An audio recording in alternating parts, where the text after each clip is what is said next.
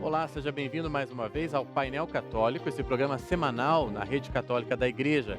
Eu sou o Thiago Amorim, apresentador desse programa, e é com muita alegria que mais uma vez estamos aqui pedindo licença para entrar na sua casa e propor mais um debate que nós consideramos interessante, importante, sobre a vida humana, sobre as coisas que nos preocupam, nos angustiam, que tocam a nossa vida no dia a dia, aquilo que é tema da nossa conversa com o marido, com a esposa, com os filhos, com os amigos, com o pessoal dentro da igreja, com o pessoal do trabalho. Sempre queremos aqui trazer temas que realmente dizem respeito às pessoas que estão aqui acompanhando esse programa e que tocam o dia a dia, o cotidiano de cada uma delas. Hoje, o nosso tema, como nós também gostamos, você sabe que no Painel Católico a gente não gosta de tema fácil, a gente gosta de tema complicado. E o tema de hoje é o tema do ateísmo. Será que existe, inclusive, uma diferença entre ser ateu e ser um ateísta? Qual será que é a diferença também entre um ateu e um agnóstico? Será que é possível, entre um ateu e uma pessoa religiosa, uma boa convivência? Será possível, por exemplo, você que está aí pensando em se casar ou em noivar, será que é possível uma pessoa que é muito religiosa casar-se com alguém que é extremamente ateu, se pudermos dizer assim? Tudo isso é tema desse bate-papo, dessa conversa de hoje. E como sempre, temos dois convidados aqui, especialistas, dentro da área que nós estamos propondo e que vão contribuir para essa conversa. Nossa primeira convidada é a Larissa Fernandes Menegatti, ela é teóloga, ela é mestre em teologia pela PUC-PR com ênfase em teologia moral, que vai nos servir bastante aqui essa questão de moral para a nossa discussão. Hoje ela é assistente de pastoral numa faculdade confessional e é missionária na comunidade Arca da Aliança. Larissa, muito obrigado por ter aceito o convite e estar aqui no Painel Católico. Eu que agradeço. Estamos também com o professor Bortolo Valle, que é doutor em filosofia, fez seu doutorado em comunicação e semiótica pela Pontifícia Universidade Católica de São Paulo. É professor titular da Pontifícia Universidade Católica do Paraná. Obrigado por ter vindo também, professor. É uma satisfação sempre. Eu gostaria de começar perguntando para você, Larissa, nos ajude a entender, Acho que isso é uma angústia possível de quem esteja nos assistindo e seja declaradamente cristão ou religioso que seja. O que a igreja diz a respeito do ateu? Como que a igreja encara o sujeito que nega o princípio fundamental daquilo que o crente tem, como princípio de vida, etc.? Então, primeiramente, eu começo com o Concílio Vaticano II, A Constituição Pastoral Gaudium et Spes, já no primeiro capítulo, ela vai falar sobre formas de ateísmo. Então, a gente às vezes coloca tudo no mesmo pacote. E não é. E não é. Tá. Então, existem formas, Existem formas de negar essa existência de Deus, algumas de forma mais explícita, militante, talvez. veemente, e outras, até mesmo como o documento vai dizer, pode ser que aquele Deus que a pessoa está dizendo não, ela está dizendo não crer, seja não o Deus do Evangelho.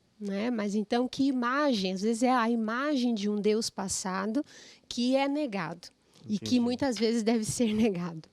Porque entendi. não condiz com Deus. A negação é aquela materialidade histórica de Deus e não a Deus mesmo, ao ser. É mais a visão de Deus, a imagem de Deus do que Deus necessariamente, ontologicamente. Entendi. Então, professor, aproveitando o gancho, as pessoas, grande parte das pessoas que se consideram ou se declaram ateus, o problema maior deles seria com Deus especificamente ou com esse processo histórico, com essa apropriação histórica de Deus que as religiões têm? Porque me parece às vezes que é isso, professor? O problema do ateu não é necessariamente com Deus. Claro. Eu penso que seria importante esclarecer que ninguém nasce com uma crença. né? Nenhuma criança nasceu com uma crença, nenhuma criança nasceu católico, muçulmano, budista, com uma crença qualquer. Uma crença é algo adquirido, né? Então, por mais que nós professemos, nós que temos uma fé, professemos que somos criaturas de Deus, nós nascemos sem nenhum tipo de crença. Né? Nós nascemos sem pertencer a um Estado, sem pertencer a uma nação, sem ter uma língua, né? Sem ter uma fé também. Né? E nós vamos acreditando a partir daquilo que nos é passado e nos é dado. Então, o processo de construção de uma crença é um processo histórico, é um processo social, é um processo, inclusive, político, né? Econômico, né? Que nós vamos adquirindo. Evidentemente que, se é uma crença adquirida, ela tem necessariamente que estar presa e vinculada a uma questão de história, né? A um tempo histórico. Então, eu penso sempre na constituição do homem, do ser humano. O ser humano não nasce acreditando, ele passa a acreditar. Né?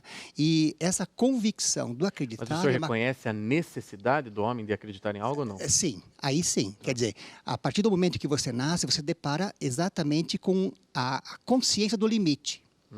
Né? A consciência do limite. É a primeira grande barreira que nós, seres humanos, enfrentamos e reconhecemos, é justamente a barreira do limite. Nós somos seres de limite. Né? E quando nós nos deparamos com o limite, nós lançamos no ar uma grande pergunta. Por quê? De que jeito? Como? E é claro que nós nos esforçamos para responder essas perguntas. Né? O que, quem, por quê, de que jeito, como? São as perguntas que motivam a própria existência e o próprio significado da existência humana. Ou seja, são naturais do homem. E muitas dessas respostas nós obtemos por meio da ciência, do trabalho científico, do trabalho de investigação empírico. Né? E outras respostas nós não conseguimos adquirir de alguma forma. Então, nós lançamos justamente para a dimensão da crença. Né? Como é que nós explicamos a existência do mundo? Né? Então, nós nos esforçamos, de alguma forma, historicamente construída, para responder cientificamente. Mas veja que todas as respostas científicas, elas não nos deixam com essa significação de que, de fato, nós sabemos o que é. Né? Então, nós postulamos uma crença. E como nós postulamos uma crença, nós podemos também não postular essa crença. E daí, Larissa, para aqueles que não postulam a crença, então você estava dizendo que existem diferentes tipos de ateus, que, portanto, que não postulam essa crença. Quer dizer, ou, diria Ortega Gasset, postulam uma crença em outra coisa. Quer dizer, Ortega Gasset é um filósofo espanhol que tem uma visão ampla de crença. Crença é tudo aquilo que me move a agir de tal forma ou tal forma. Eu tenho, por exemplo, eu sou o Drauzio Varela e tenho uma crença inabalável na ciência. Claro. Não é verdade? Então, mas para aqueles ateus sinceros, do ponto de vista assim, não porque ele quer lutar contra a religião, mas é porque ele não consegue acreditar. O próprio Ortega Gasset, inclusive, morreu, um dos seus últimos textos, dizendo a sua angústia de não conseguir acreditar. Quer dizer, para esses, a igreja tem um olhar, digamos assim, compassivo para esses ateus? Como que é o olhar da igreja daí para esses? Com certeza. Como o professor Bortolo já começou falando um pouco desse contexto histórico, né? A partir da Segunda Guerra Mundial, os cristãos e com também o crescimento dos meios de comunicação, cresce o conhecimento das culturas diferentes. Então, a gente começa a perceber, né, também com todo esse crescimento, a necessidade de conhecermos e convivermos com o diferente. E vamos nos abrindo ao diálogo. E percebendo que a fé, ela vai nos ajudar a viver melhor enquanto ser humano. Ela deve caber para isso. Sim. E existem pessoas, ou ela não tem sentido, não tem razão de ser. Então, enquanto existem pessoas que não vivem, não partilham, não professam explicitamente uma fé, mas implicitamente a sua postura estão pronunciando valores. Então, moralmente, eticamente, estão anunciando, pronunciando, testemunhando elementos de valores e que acabam também encontrando essa ressonância no coração da igreja, no coração de outros fiéis, de outros cristãos. Então, essa necessidade que vai crescendo, né, a partir do momento em que vamos entendendo que nós não somos iguais na profissão de fé, o lugar histórico de onde nós estamos. Que o professor falava das nossas necessidades, das nossas angústias naturais, digamos assim. As perguntas existenciais. Naturais. E por mais que a ciência cresça, né, no seu conhecimento, ela também vai reconhecendo o seu limite.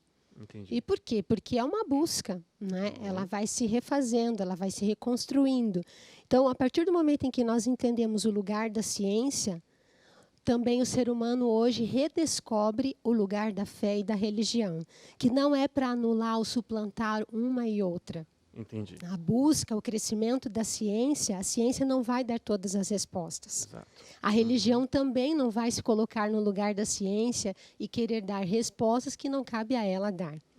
Então, a partir do momento que nós vamos tendo essa postura dialógica, essa postura de limite do conhecimento, então, por isso a igreja vai reconhecer que existem muitas pessoas que, embora não declarem a fé, não se posicionem religiosamente, por um princípio criador, de que somos criados à imagem e semelhança de Deus, a partir da nossa fé cristã, né? Entendemos que há ali um princípio, as sementes do verbo, teologicamente falando. Entendi. Estou diante de dois filósofos. Depois a mas gente como pode eu sou falar, teóloga, digamos, das consequências eternas dessa questão, né? As Isso. ultimidades, diria um filósofo também, que eu gosto muito. Mas eu quero aproveitar só o que você falou, que falou muito bem, para passar o gancho aqui para o professor. Professor, essa dicotomia ou essa oposição ciência e fé, ela é mais moderna, não é? Quer dizer, quando nós fazemos a história da ciência, por exemplo, se consideramos ciência, claro, o que também foi praticado na Idade Média, o que foi praticado desde Aristóteles com o seu organum, né? Elas estavam juntas, não havia essa visão separada. Eu não consigo imaginar Santo Tomás de Aquino falando, agora eu estou praticando ciência, agora eu estou rezando, né?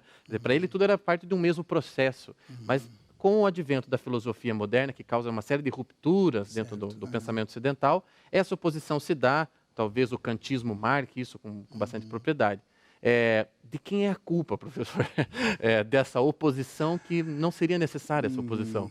Olha, na verdade, eu penso o seguinte, eu penso que se você olhar a marcha histórica do desenvolvimento racional do ser humano, de como é que nós fomos construindo a nossa racionalidade, nós vamos perceber o seguinte, que a partir do século XV, por exemplo, né, quando nós rompemos com o processo de construção do mundo por meio dos fundamentos medievais, nós afirmamos a existência do homem. Né? Então, o antropocentrismo. O antropocentrismo ele se opõe ao teocentrismo. Deus era o centro do mundo. Por 1.500 anos, Deus funcionou como o centro do mundo. Toda a nossa referência de verdade, a nossa referência de valores, a nossa referência de beleza, funcionava em torno de Deus. A partir do mundo moderno, a partir do século XV e XVI, passa a estar centralizado no homem. Né? Então, você tem, alguns autores dizem que o que é ser moderno? O que é viver nesses últimos 500 anos? É um processo lento, porém gradual, de morte de Deus. De eliminação de Deus. A única forma que o homem encontrou para se afirmar como homem era eliminando justamente aquilo que o mantinha como um não-homem. Né? O não sistema de compensação. Exato, era uma criatura. O que o homem é na Idade Média? Né? Ele é criatura de Deus. Né? Então, Deus é o Criador, é o Senhor e nós somos criaturas. Né? E aí você tem estamos subjugados à vontade desse Criador. Né? E no momento em que você postula a necessidade de se sobrepor como Criador também do mundo, Criador pela ciência, né? Renovador do próprio mundo, você tem necessidade de eliminar justamente esse Deus. Então, o que é? O fenômeno do ateísmo é um fenômeno recente. Ele sempre existiu na história do homem, sempre existiu, de uma forma ou de outra. Sim. Mas ele se acentua nas sociedades modernas, nas sociedades contemporâneas. Né? Porque nós postulamos no lugar de Deus, primeiro o homem substitui Deus. E hoje não é mais nem o homem. Né? O Michel Foucault, que é um pensador do século XX, diz assim, o homem é uma invenção recente. Ele foi inventado muito recentemente. Ele é uma invenção do século XVII. Né? Quando nós colocamos o homem como centro das coisas. Mas mal o homem começa a perceber que existe, já começa a perceber que não existe. Não existe nem Deus, não existe mais o homem. O que existe? Existe a técnica, existe a biologia, né? Tudo isto está centralizado nessa ânsia que nós temos de que a ciência, de que a técnica possa resolver todos os nossos problemas, possa solucionar todas as nossas mazelas. Isso também, por exemplo, em áreas como a psicologia, quer dizer, o meu psicanalista substituiu, entre aspas, o meu sacerdote de confissão. né? E Claro, aí eu com começo a ir certeza. toda semana no Aham. psicanalista, mas não resolve. Exato, Tem uma exatamente. dimensão que está carente, Carente, né, de isso. uma Aham, atenção, de uma retomada, isso, porque essa oposição foi muito forte mesmo, né, isso. professor, ao longo do processo histórico. Sim, e eu quero também mostrar, a Larissa cita muito bem isso, que você tem assim uma ideia de Deus hegemônica por quase 2000 anos de história. Uhum. Né? Com poucas variações. E quando nós vemos essa morte de Deus, Principalmente no Ocidente, né, isso professor? principalmente no Ocidente, né? E quando você tem essa morte de Deus, você tem assim uma pluralidade, uma emergência muito grande de seitas, de crenças, de outras religiões. Né? Então você também tem que pensar o fenômeno do ateísmo. Em que sentido você pensa o fenômeno do ateísmo? Né? Não é simplesmente o ateu que não acredita em Deus, mas em qual Deus não se acredita. Aham. Né? Então você tem, por exemplo, um muçulmano que tem o seu Deus, mas não acredita num Deus católico, por Sim, exemplo, um sim. Deus cristão. Né? Então ele, de certa forma, ele é um ateu também, porque ele não acredita em qual Deus? Em que Deus você não acredita? Essa é a pergunta que nós devemos lançar. Né? Em que Deus... É impossível, de alguma maneira, eu quero acreditar, isso é uma posição minha, você não acreditar em absolutamente nada. Uhum. Né? Agora, é muito plausível você perguntar assim, qual Deus eu não acredito? Porque daí nós podemos até tratar disso no próximo bloco. Existe a relação com Deus e existe a relação com o conceito de Deus, que daí Isso. são coisas diferentes. Então, veja só quanta coisa nós vamos explorar aqui nos próximos blocos, e eu peço que você continue conosco. Vamos fazer um rápido intervalo e já voltamos com o tema do ateísmo aqui no Painel Católico.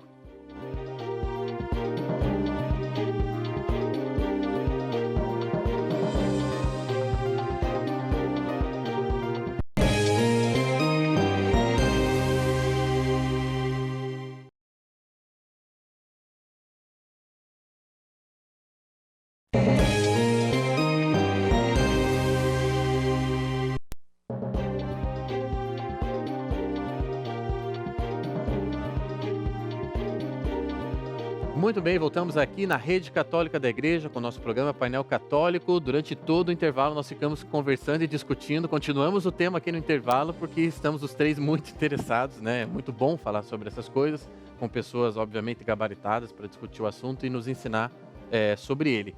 Eu quero começar esse bloco, pedindo licença para os nossos convidados, com um VT do professor Augusto Cury, deve ser conhecido seu, né? É um autor renomado de livros aqui no Brasil. E ele tem um pequeno testemunho para fazer sobre esse processo de acreditar, não acreditar, né? Que a gente vai explorar aqui também nesse bloco. Dá uma olhada nesse VT.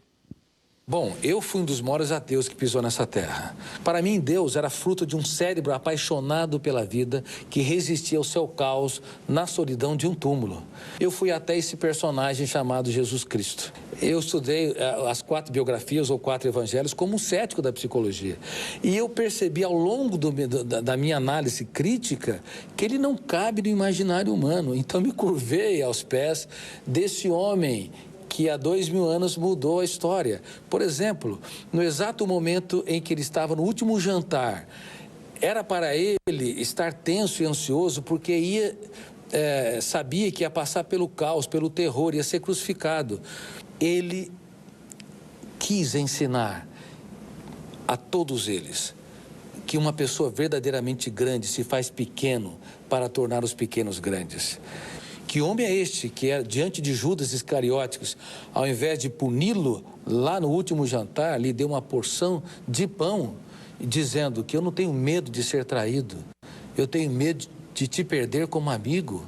Então, sob os olhos da ciência, eu fiquei extremamente atônito e percebi que este homem não poderia ser apenas um homem. Ele está além dos limites da imaginação. Foi aí que eu passei a crer nele como filho de Deus. Veja só, nós temos aqui, só dessa fala do professor Augusto Cury, nós temos tema para horas de programa aqui agora. O primeiro que eu quero explorar, aproveitando a teóloga e o filósofo, é o seguinte, Larissa.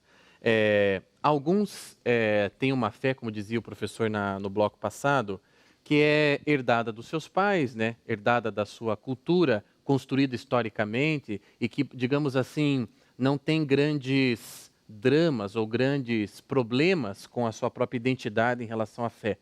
Segue a religião dos pais, segue a religião da sua comunidade, não problematiza isso, existe esse tipo de pessoa. Mas existe o tipo de pessoa como Augusto Cury, e eu estava lembrando aqui agora de um grande personagem da história ocidental, vocês conhecem, que é o C.S. Lewis, né, o autor das Crônicas de Nárnia, etc., que professor, né, um grande professor inglês, e que resistiu também bravamente o quanto pôde como ateu, até ele intelectualmente, como fez ali o professor Augusto Cury, reconhecer, tem que existir. Então, eu queria que você falasse um pouco disso, dessas diferentes formas de acesso à realidade divina, se ela existe então, e que para alguns parece ser mais dolorosa do que para outros, né? Porque o testemunho do C.S. Lewis é realmente de alguém que sofreu para acreditar. E no caso dele, como intelectual, sofreu via intelectual. Como seria, por exemplo, Santo Tomás de Aquino, o seu grande influenciador, por exemplo. Sim. Eu parto um pouco da reflexão do cardeal Ratzinger, Papa Emérito, Bento XVI, um livro muito famoso dele, Introdução ao Cristianismo, onde ele fala que o ato de crer e de não crer exige caminhar com a dúvida. Né? Então, são aqueles que... Nós estávamos, antes do início do programa, até conversando sobre isso, não é, professor? Claro. Da necessidade de que aquele que professa a fé, também, do outro lado, aquele que professa não crer em Deus, é um ato de fé. Porque ele vai caminhar com a dúvida de afirmar, não podendo afirmar, que Deus existe ou não existe. Então, existe um ateísmo militante. E esses é que sofrem realmente, porque caminham com essa dúvida. Você não pode afirmar... Sustentá-la. Tem que sustentá-la e sem base científica. Eu não digo nem sem base religiosa, porque a experiência da fé é um salto arriscado, como diz o Papa Bento XVI. E você não tem meios de prova científica da existência nem da não existência. É uma experiência pessoal. Acontece de um encontro profundo pessoal com Deus, que é necessário darmos razões dessa fé, razões da nossa esperança. Mas começa por essa experiência, por esse encontro pessoal. Então, aquele que acaba colocando essa situação, né, de um ateísmo militante, ele vai se deparar muitas vezes e vai perceber que a sua ciência não é tão embasada e profunda assim. Porque eu não posso afirmar. Não cabe à ciência definir, afirmar ou negar a existência de Deus. Isso não é do campo dela. Existem grandes agnósticos, que são aqueles que não dizem que Deus exista, mas que também não existe. Né? Ou seja, não cabe a eles... Não consigo dizer nada sobre isso, mais ou menos é isso. Isso, né? não cabe a mim. Né? Então, enquanto os cientistas não se posicionam nem a favor e nem contra, e tem essa honestidade intelectual. Né? Então, o grande sofrimento daqueles que, de uma forma, né, militante, acabam não crendo em Deus, porque eu posso até, né, usar a charge. Né? Eu creio que Deus não existe.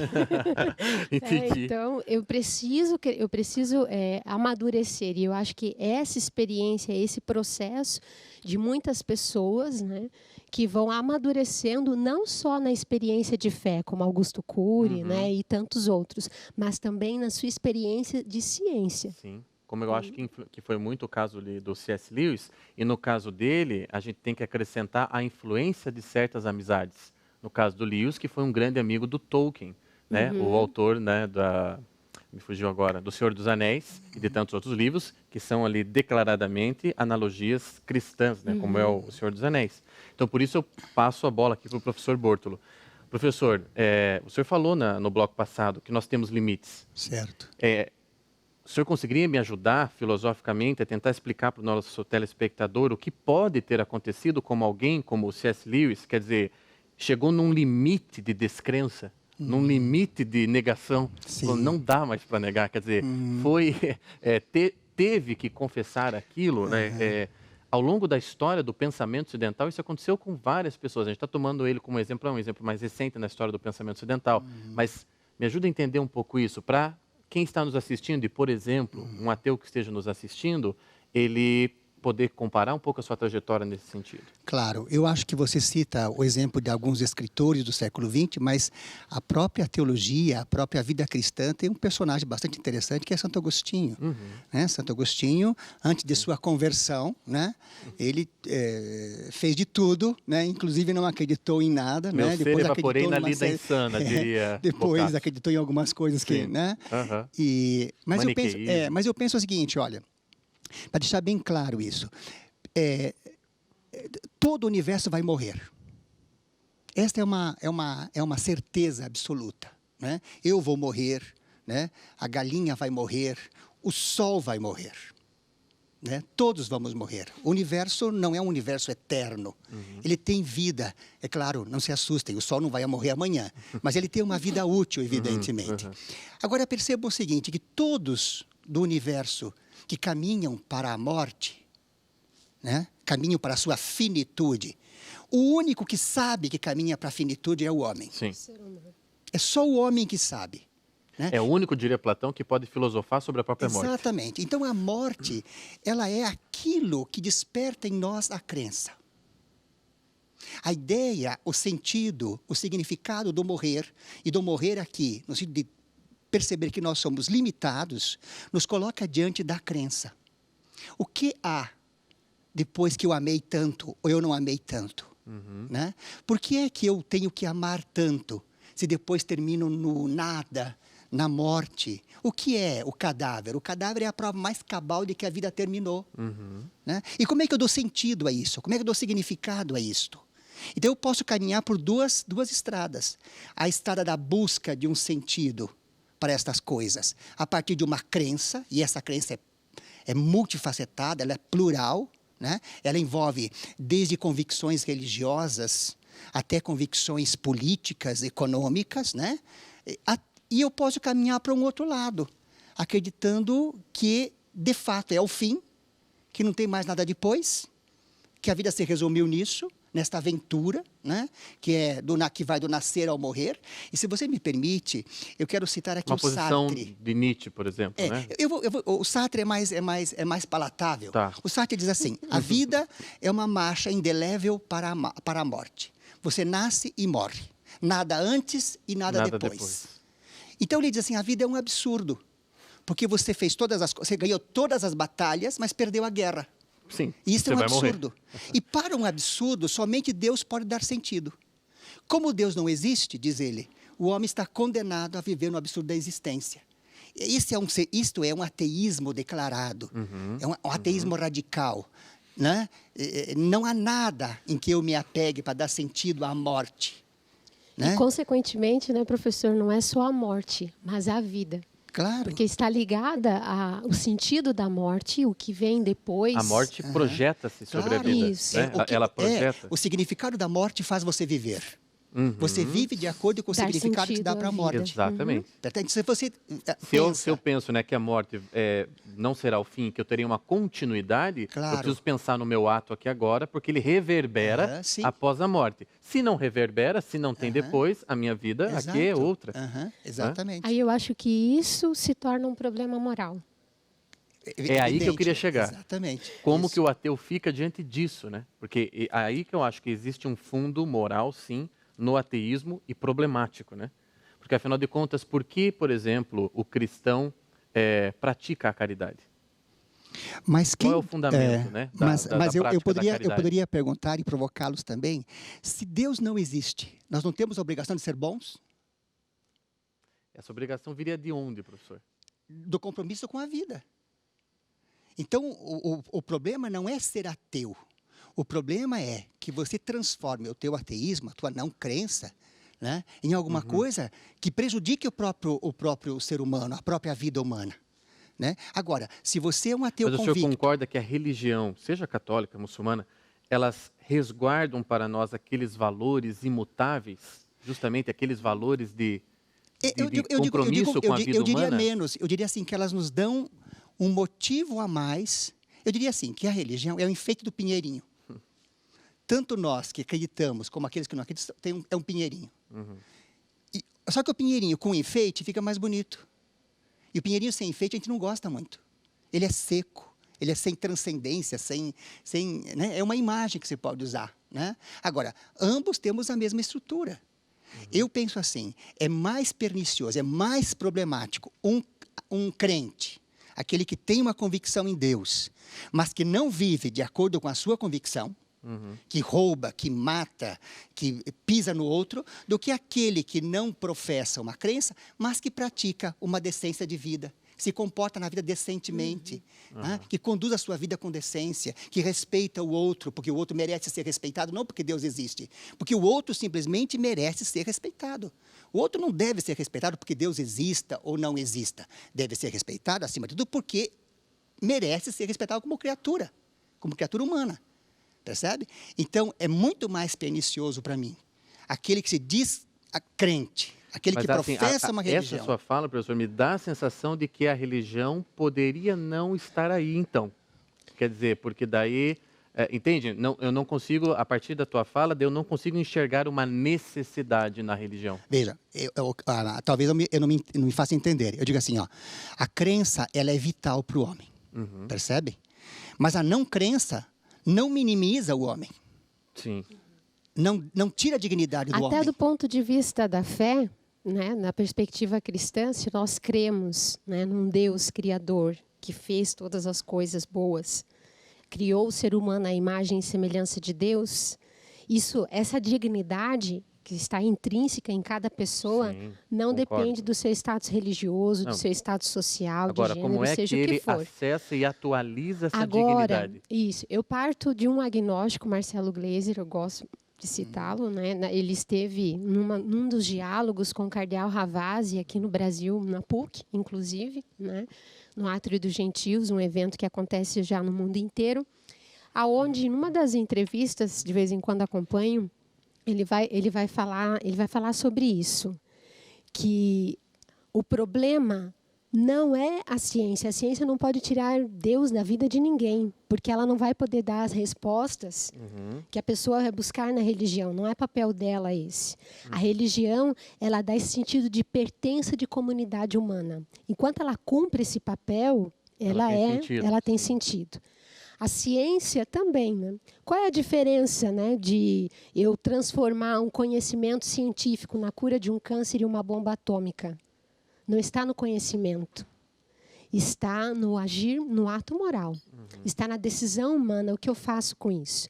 E se do ponto de vista da ciência há uma implicação ética, né, humana, do ponto de vista da religião também, acho que daí é o que o professor fala, né?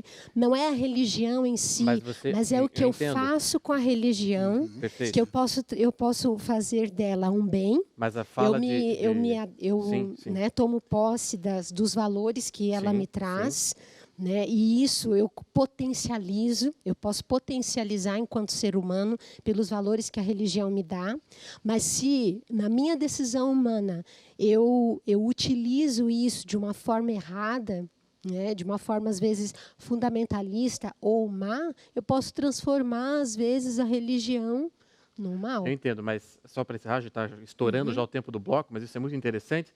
A fala de vocês dois me faz, de novo, pensar que seja porque eu sou religioso, seja porque eu não sou religioso, mas devo respeitar o outro porque ele é um ser humano. Claro. Quer dizer, ou seja, se eu devo respeitar o outro porque ele é um ser humano, existe uma natural moral humana.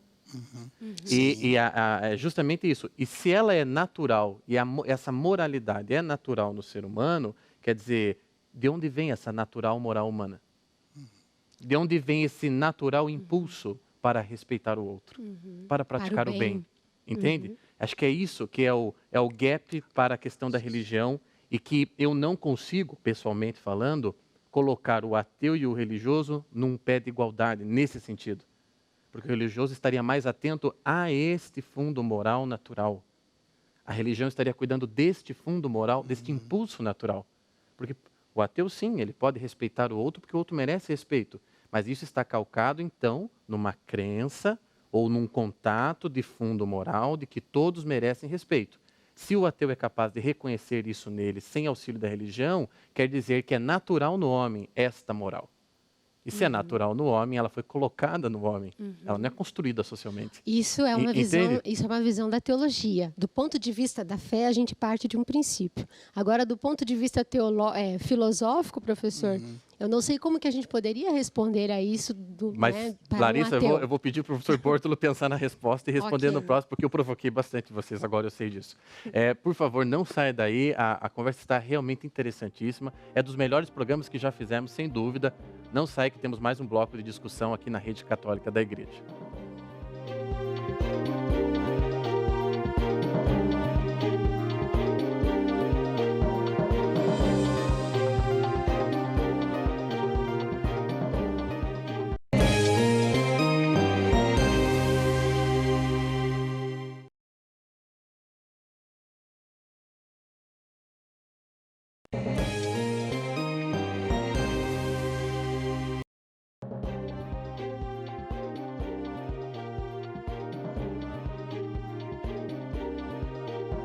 Olha só, eu não tive tempo nem de tomar água, porque nós ficamos nesse brevíssimo intervalo, continuando a discussão. Você imagina que é um certo gozo para um filósofo um programa como esse, né? A gente poder discutir dessa forma, com essa profundidade.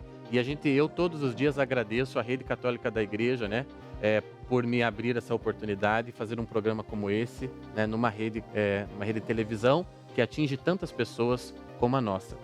Nós terminamos falando, e eu terminei provocando os nossos convidados, falando então que mesmo o ateu, né, que não professa a fé, né, e seja você ateu ou algum ateu que você conheça, e que como o professor falava, que é boa pessoa, que é decente, que é um bom cidadão, que pratica o bem, quer dizer, essas pessoas fazem isso por quê? Porque ela acredita que isso é o melhor a ser feito. Quer dizer, existe uma inclinação natural no ser humano para o bem.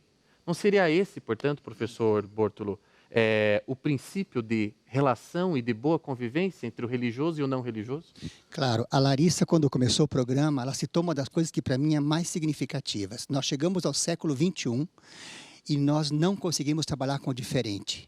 O grande problema do nosso século, o grande problema que atormenta a humanidade, e o Papa Francisco tem insistido bastante nisso, né, é do acolhimento do diferente. Por que celebrar o ano da misericórdia? Por que declarar um ano da misericórdia? O que é misericórdia? Né? A misericórdia se dirige a quem? Percebe? A misericórdia, ela é fundamentalmente a porta que se abre para acolher. Acolher quem? Né? Acolher o diferente. Quem é o diferente? Né? Então, neste rol de diferentes, também se desenha hoje o quê? Aquele que não acredita. Aquele que não tem crença. Quer dizer, vamos deixar claro. É impossível, eu parto desse princípio, é impossível você não ter crença.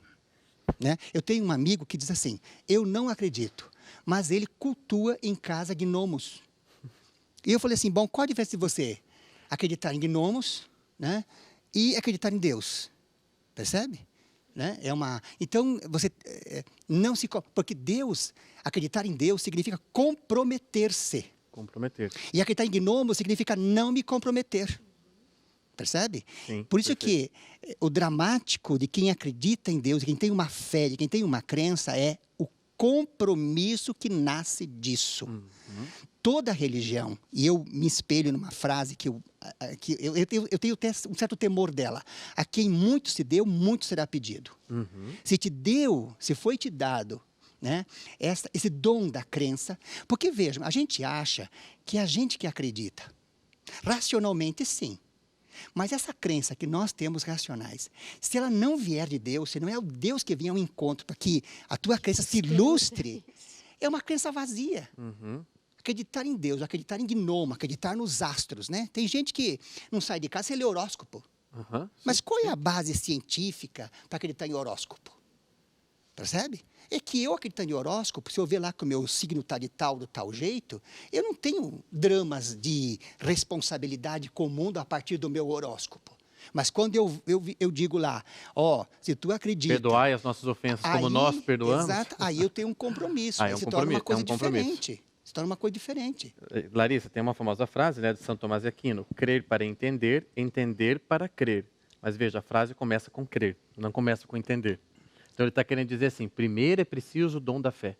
Sim. Esse dom que o professor está falando assim, que traz uma responsabilidade. Então assim, podemos dizer, teologicamente, que existem aqueles que não receberam o dom da fé? Te coloquei numa Me berlinda colocou agora, numa né? berlinda agora, viu? Porque eu parto, né, também daquilo que a igreja vai falar. Novamente, eu tomo Gaudium et Spes, que fala da consciência humana. Isso parte muito da consciência. E a consciência é o sacrário íntimo do ser humano. É um lugar onde nós não conseguimos entrar apenas Deus, né, teologicamente falando. Então, como é que eu vou entrar nesse espaço e definir que a pessoa recebeu ou não esse dom? E esse dom se revela de formas tão variadas, né? Deus tem formas, acessos, vias para chegar ao ser humano. Entendo, mas a minha pergunta ia no Sim. sentido assim, né? Do exemplo que eu dei, por exemplo, do José Ortega C. Não consigo acreditar. Sinceramente, não consigo. Ele morre extremamente angustiado por isso, porque ele queria acreditar. Aí que está. Os livros dele são todos nesse sentido. É uma busca pessoal por isso. E não consegue. Então, é quase que piedoso isso. E eu olhar assim para essa trajetória dele e falar, puxa, não é possível. Um homem brilhante como aquele, ele não recebeu o dom da fé. É possível uma coisa dessa? Ele não receber o dom da fé? Ou ele...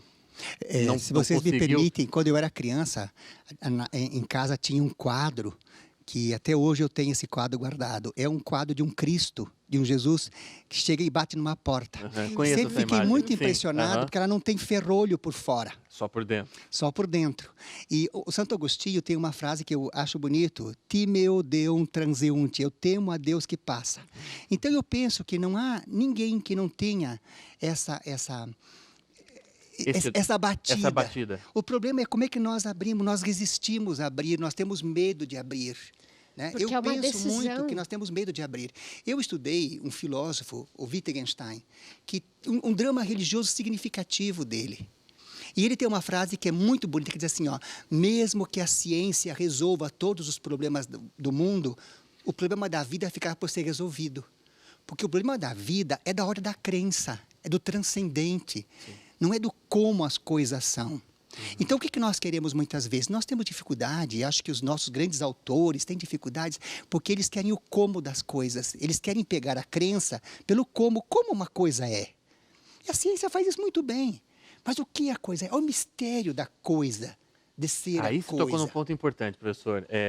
Talvez a grande dificuldade também de um ateu, por exemplo, seja aceitar o mistério. Isso. E que existe um aspecto misterioso na realidade. Claro. E aquele que crê também deve conviver com esse mistério. Sim, claro. E às vezes a gente quer da algo fé, palpável, nós queremos algo palpável, né, que possa ser respondido ali. Mas o homem moderno não gosta disso. E seria o homem interessante... quer segurança. Sim. Ele quer saber que ele vai depositar tanto no banco e com os juros da inflação ele vai ter tanto no final do mês. Agora, me jogar, me abandonar, aceitar o mistério... Veja, Tiago, Larissa, vocês devem concordar que o povo de casa também concorda bastante. Há uma diferença entre segredo e um mistério. Sim. Né? O mundo está cheio de segredos, mas o que é segredo? O segredo pode ser contado um dia. Um dia você pode saber o segredo, mas o mistério, ele permanecerá sempre como mistério, pois ele é mistério. Então eu não sei, é uma aposta que eu faço, a aposta de Pascal famosa, não é? Né? Se eu apostar que Deus existe e ele existe, eu ganho tudo. Se eu apostar que ele existe e ele não existe, eu não perco nada. Então, eu aposto que ele existe. É uma aposta que a gente faz. A fé é uma aposta.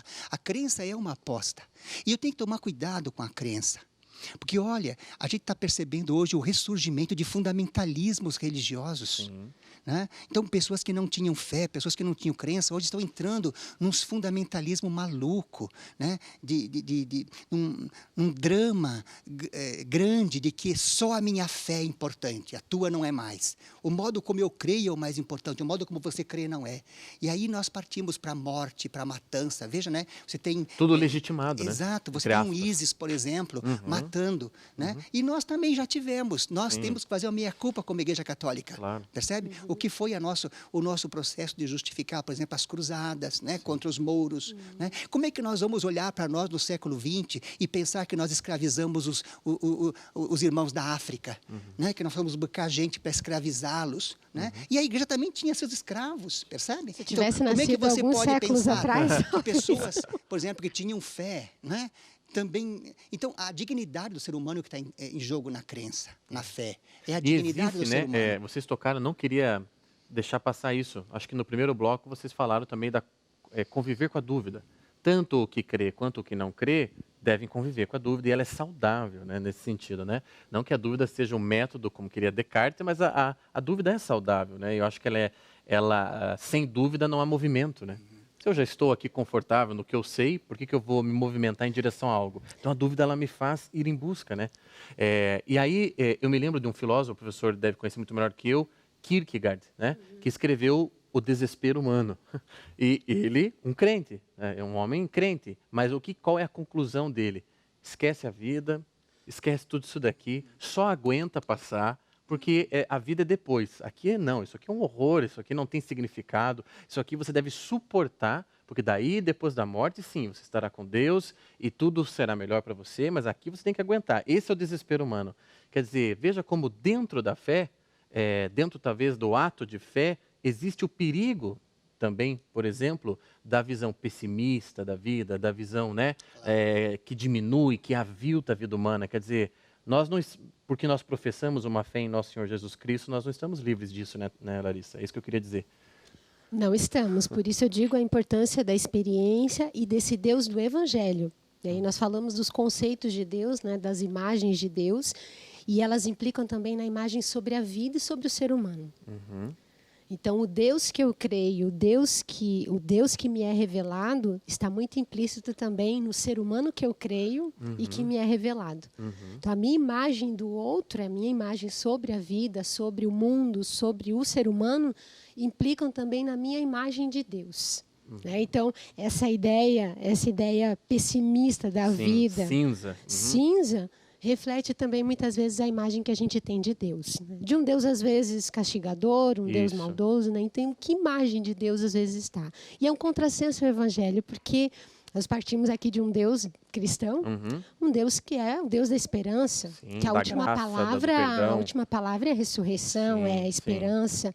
É um contrassenso o Evangelho, um cristão que não vive nessa dimensão, né, nessa dinâmica. E corre-se o risco. Claro. A fé é um risco constante, é um ato de confiança. Nós não somos... Às vezes a gente caminha... Não, e a gente caminha, às vezes, na fé como um turista. O turista, quando sai, ele sabe aonde ele vai chegar, a comidinha pronta, tudo. Então, na caminhada da fé, a gente, às vezes, quer ser muito turista. E a igreja vai dizer que nós somos peregrinos na fé. O peregrino só sabe de onde ele saiu e aonde ele vai chegar. Agora, os percalços do caminho... Ele não sabe. É um mistério. Agora, professor Bortolo, talvez o grande drama, e eu pessoalmente assumo que um dos meus dramas pessoais, nós estabelecemos uma verdadeira relação com Deus e não com um conceito de Deus. Né? Eu gostaria, assim, já estamos quase encerrando o bloco, que o senhor nos ajudasse, né? E para quem está nos assistindo, como é difícil superar isso, né? Quando a gente fala em Deus e as pessoas já têm, por exemplo, uma imagem de um homem barbado, sentado num trono, etc., né? Quer dizer, e muitas vezes, claro, a igreja nos fornece imagens para também nos aproximar, né? Para também nos resgatar de alguma forma.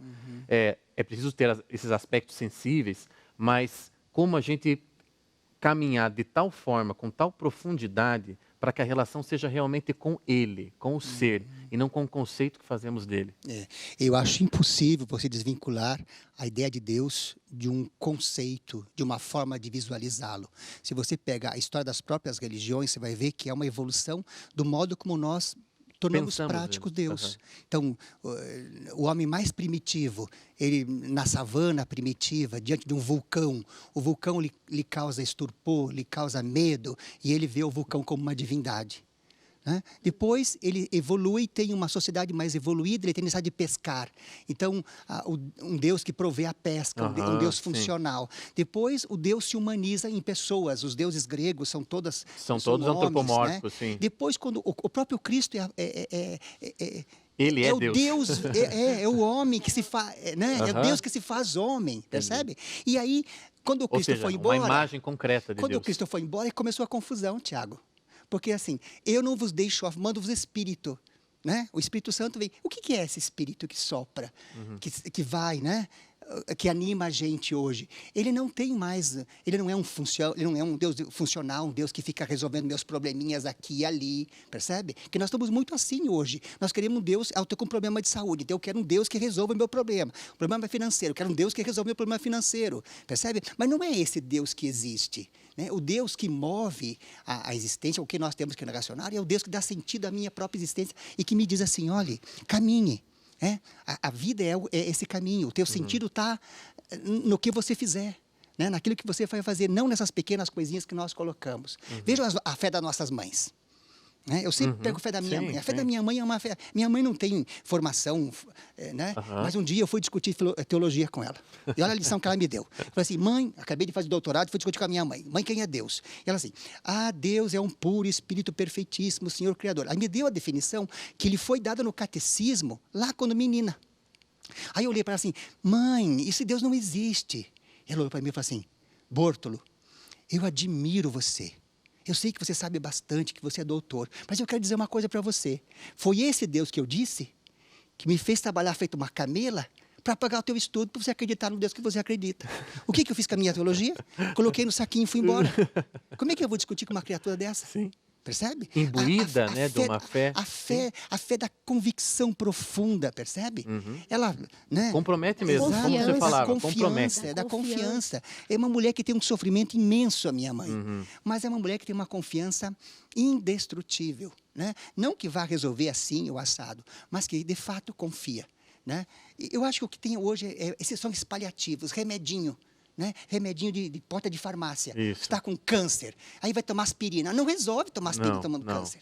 Né? Deus não é esses remedinhos paliativos, essa coisinha assim, como ser feliz em 5 lições. Então se corre comprar um livrinho, né? E o livrinho tem uma receita para ser. Deus não é genérica, isso. Né? Deus não é genérico. É uma audição do Cristo genérico, já viu? Agora, então eu tenho qualquer pratinho, eu vou lá. Então, os livrinhos que mais vendem hoje, não sei se são esses livrinhos de autoajuda. É um Deus à minha imagem e semelhança. Perfeito, não que eu sou a imagem e semelhança de Exatamente. Deus. Então eu quero que ele resolva as minhas coisas assim, rapidamente. É um Deus aspirina, eu falo. Né? Você cura a dor de cabeça ou encravada. Né? Eu tinha um padre amigo meu, já falecido, um redentorista, Miguel Siskini. Ele falava, é o Deus máquina de Coca-Cola. Você põe o pedido em cima, sai o milagre embaixo. E se não sair, você chuta a máquina, você fica bravo com ela, né? Quer dizer, tem que me servir. O Papa Francisco usa a imagem como Deus, o Deus spray. O Papa Francisco usou, né? O Deus spray, que você fica borifando assim para sentir os Professor Larissa, dele. eu preciso encerrar, já estouramos de novo mais um bloco e encerro agradecendo mais uma vez a presença de vocês, com um convite para voltarem, né, em breve. Foi realmente um programa para mim muito especial. Então, muito obrigado pela presença de vocês. Eu que agradeço. Muito obrigado a você. Larissa. Eu também agradeço. Não saia daí, nós temos o encerramento do programa. Daqui a pouquinho é só aquela mensagem final que eu faço aqui na Rede Católica da Igreja. Já voltamos.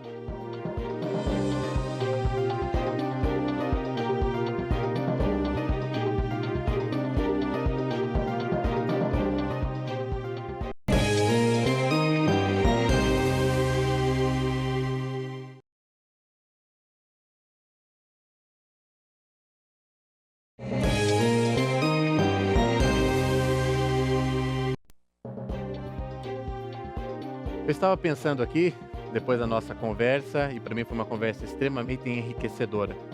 E lembrei de uma coisa que eu aprendi com um dos professores da minha vida, tive muitos professores. Esse professor me disse o seguinte, certa vez, ele falou, Tiago, perceba que nenhuma sociedade humana, ao longo de toda a história, descartou os seus cadáveres. Já pensou nisso? Quando a gente estuda história, a gente vê que as sociedades tinham formas diferentes de lidar com seus mortos. Por exemplo, os egípcios mumificavam, não é verdade? Nós temos toda a cerimônia de enterrar ou alguns de cremarem, mas nenhuma sociedade humana, seja no Ocidente, seja no Oriente, descartava os corpos dos seus mortos. Por quê? Porque há uma certa cerimonialidade naquilo. Há um reconhecimento do ser humano de que a vida não termina ali, de que a vida pulsa para fora do corpo. E que aquele corpo tem uma dignidade que transcende o corpo. Por que eu estou falando isso?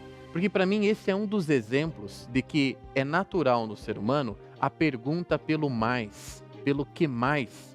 o que mais existe além dessa matéria que estamos aqui agora tocando e sentindo.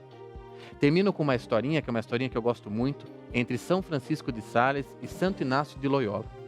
Santo Inácio de Loyola fundou os jesuítas, a congregação dos jesuítas, e estava passando pela cidade de São Francisco de Sales, que na época era apenas Francisco de Sales. E aí, sabendo da passagem do famoso Inácio de Loyola, Francisco de Sales marcou um horário com ele e foi conversar. E disse: o que eu faço da minha vida? E Santo Inácio pergunta: o que você quer da vida?